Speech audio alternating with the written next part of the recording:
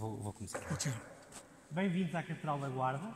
Eu vou ser o vosso guia e vou-vos guiar na história deste monumento e a história por trás deste monumento.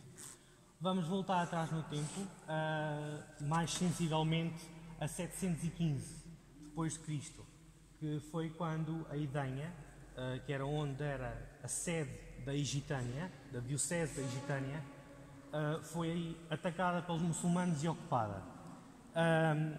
Então, em 715 ela é ocupada e o rei Dom Sancho I, que era o rei na altura, pede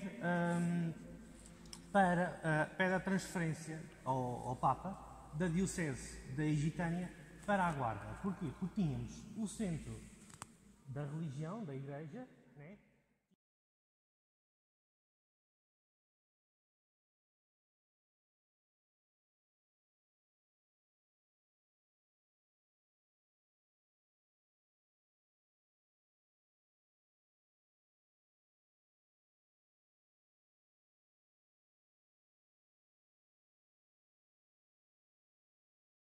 No reinado de Dom Fernando, o Dom Fernando manda demolir aquela sé. Porquê? Voltamos à mesma estaca que a 715. Aquela sé estava fora de muralhas, desprotegida, e nós estávamos em guerra com Castela. Íamos correr o mesmo risco que em 715. Tem um cajado dos Caminhos de Santiago. E temos aqui, este último, antes do anjo, é São Pedro. Santiago. Que devia lá ter as chaves, mas já se perdeu. Eu já vos vou explicar porque é que ele se perdeu. E São Pedro. No segundo andar temos 4 profetas que dividem 2 cenas. Temos a cena da Anunciação, onde o anjo Gabriel anuncia que Nossa Senhora vai ser a mãe de Jesus, e deste lado temos o presépio. Esquerda. Eu gosto de dar aqui uma... Da esquerda para a direita. Pronto. Deste lado temos a chegada dos Reis Magos e deste lado a apresentação do templo. Curiosidade, hoje é o dia da apresentação do templo para a religião cristã. Vamos para o próximo andar. Temos uma cena super dramática. Uma cena que é completa por 3 quadros. Dali, a ida para o Calvário.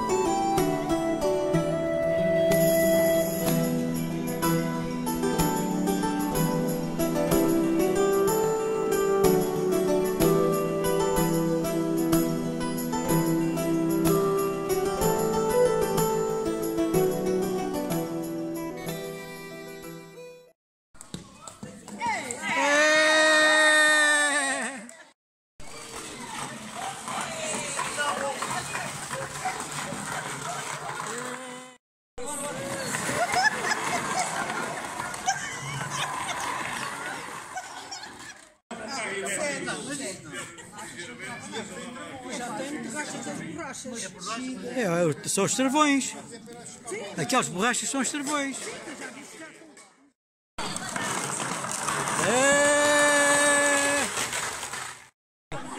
Mais! Boa! Vai então cair para o meio da mó. A mó que nós vemos a mexer, a mó de cima, a mó andadeira, gira sobre uma mó que está parada, que nós não conseguimos ver, que se chama de pousio ou mó preguiçosa. Este movimento giratório das mós faz então com que o cereal seja esmagado e a farinha aparece então prontinha a ser utilizada para fazermos o pão. Ainda existiam mesmo depois da lavra da terra. Então a seara é regada, é aquecida com a luz do sol, torna-se dourada e chega então a época da colheita. Ceifamos o trigo com as foices, colhemos o milho manualmente e segamos o centeio com a seitoira. Aqui vocês conseguem ver as foices, foicinhas e seitoiras, bem como os canudos ou dedeiras que eram utilizados então para proteger os dedos quando se fazia a colheita, especialmente quando se ceifava e quando se segava. Era malhado com a ajuda do alho ou mangual que vocês veem na parede. O milho era desfolhado com a ajuda dos sovelões ou esfolhadores. E era então, na altura da desfolhada, que muitos casamentos eram arranjados, tudo culpa do nosso milho rei. Quem encontrava o milho rei pedia um beijo ou um abraço a alguém à escolha e muitas vezes era então o milho rei culpado de muitos casamentos. Muitos dos mais marotos e das mais marotas também levavam o milho rei no bolso para a desfolhada, que era para terem essa casamento. Cereal e davam à mó, um trabalho pesado que rapidamente foi substituído com a invenção dos moinhos, quer de água, quer de vento. Os moinhos de vento tinham as cabaças para indicarem ao moleiro a força e a direção do vento, pois faziam barulho quando o vento passava por elas. Temos aqui a réplica de um rodízio, que é um moinho de água em que a nora se encontra na horizontal. Quando a nora se encontra na vertical ou é um moinho de água marítima, damos então o nome de azenha. Meses a estar pronto para conhecer o mundo.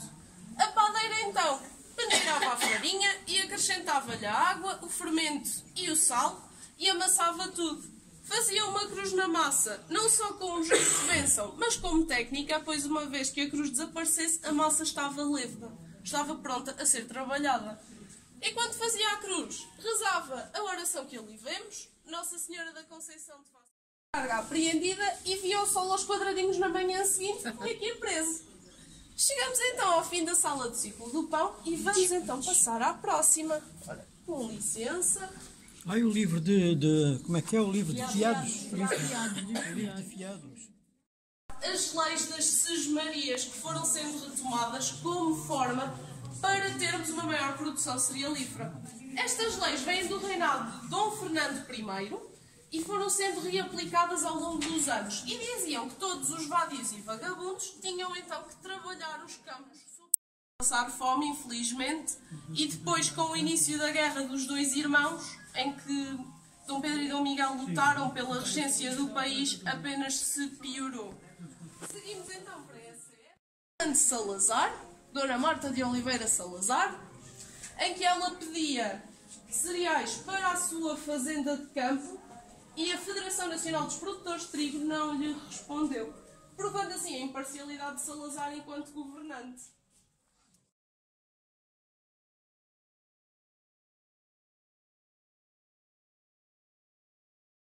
As vermelhas eram para as crianças e as pretas para os adultos. Racionamento do pão. Sim, o pão, neste caso. Havia racionamento de tudo, mas estas senhas eram especificamente para o pão. Voltamos então ao...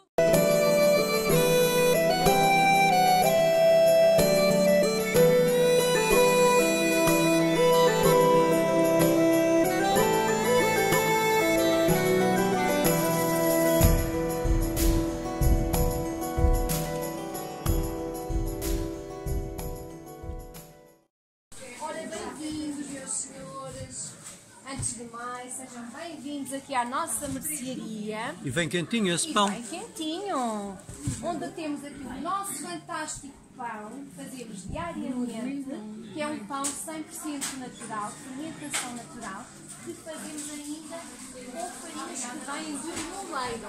E então temos broa de milho, pão de centeio, há pão de trigo, temos um pão de aveia com sementes, linhaça e girassol.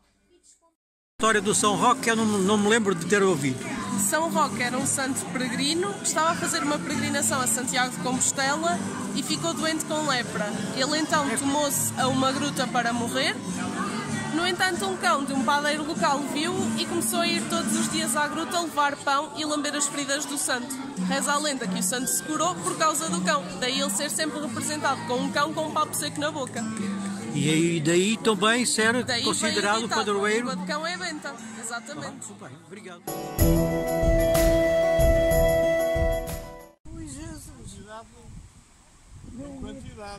Sim, sim. O rio Zézer ali embaixo.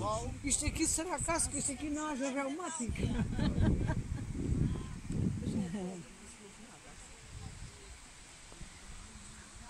E são 10 da manhã. Ainda o sol não bateu na aldeia.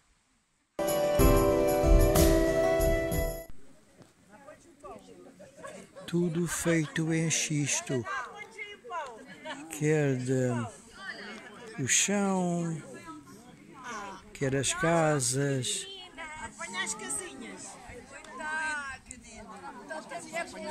quer os telhados das casas.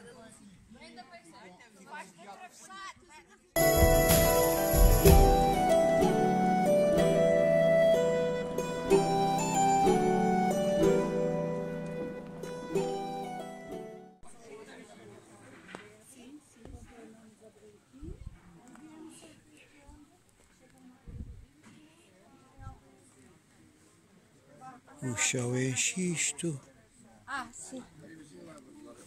e o teto é xisto.